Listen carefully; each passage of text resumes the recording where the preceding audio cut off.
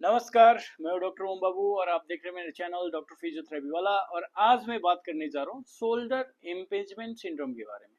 तो जैसे इसका नाम है शोल्डर इम्पेंजमेंट सिंड्रोम, तो शोल्डर इम्पेंजमेंट में क्या होता है, आपका जो रोटेटर कफ का एक मसल्स जो होता है, जैसे सुप्रास्पिनेटस और जो बर्सा होता है, सब एक्रोमियल बर्सा, वो क्या होता है, इम्पिंज हो जाता है। इम्पिंजमेंट का मतलब क्या होता है, चप जाना।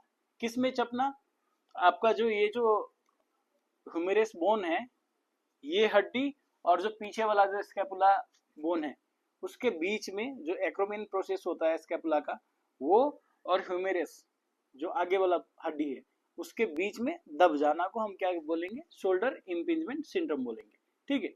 तो इसका कॉजेज क्या हो सकती है, तो इसका कॉजेज में मोस्टली ओवर यूज इंजरीज होता है, जिसमें ओवर हेड एक्टिविटीज ज्यादा कराया जाता है, उस इंजरीज में होता है, ऐसे स्पोर्ट्स में होता है, चाहे ऐसे एक्टिविटीज में होता है जिसमें ओवरहेड एक्टिविटीज बहुत ज्यादा करवाया जाता है।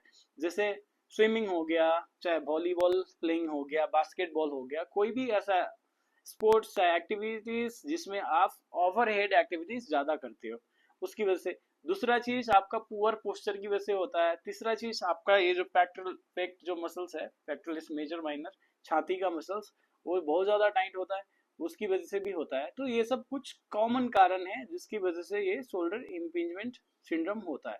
तो अब इसमें क्या होगा, अब इसका सिम्टम्स के बारे में बात कर ले, तो इसमें आपको क्या होगा, बहुत ही ज्यादा दर्द होगा, ये जो शोल्डर का जो सामने वाला पोर्शन है उसमें।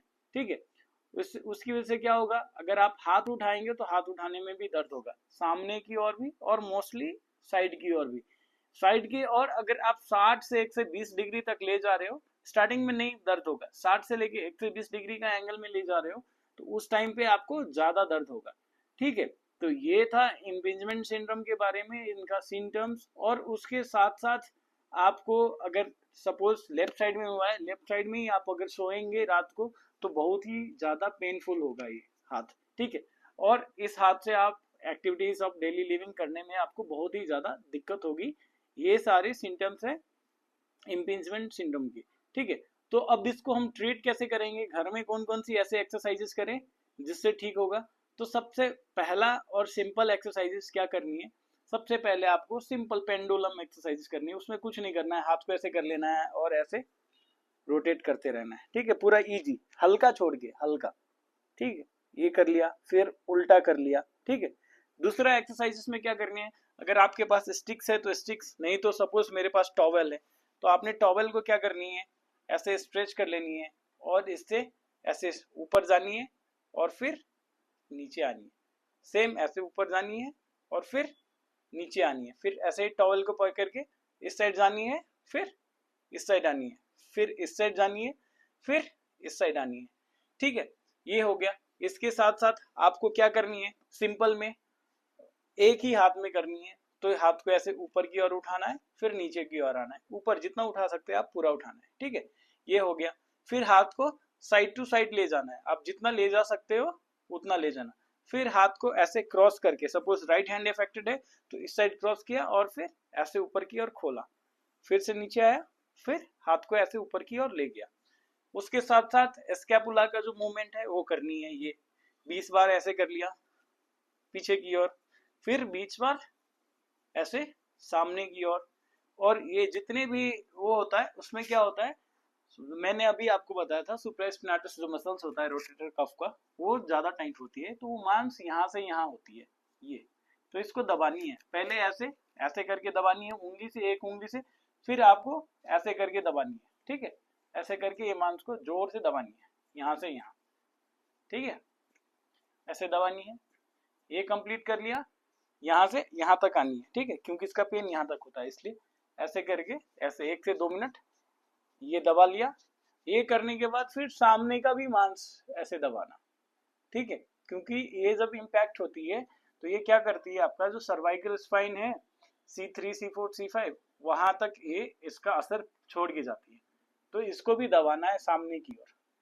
और ये कंप्लीट हो जाने के बाद थोड़ा सा नेक का भी मूवमेंट करना है, नेक को नीचे करनी है, ऊपर करनी है, ऐसे करके 10 से 15 बार। फिर नेक को इस साइड करनी है, इस साइड करनी है, फिर इस साइड से इस साइड करनी है। ठीक है, फिर हाथ को ऐसे पेट की इस पे रख के ऐसे प्रेस करनी है और फिर रिलीज करनी है, फिर से ऐसे प्रेस करनी है और फिर रिलीज करनी है। ये 10 से 15 बार करनी है।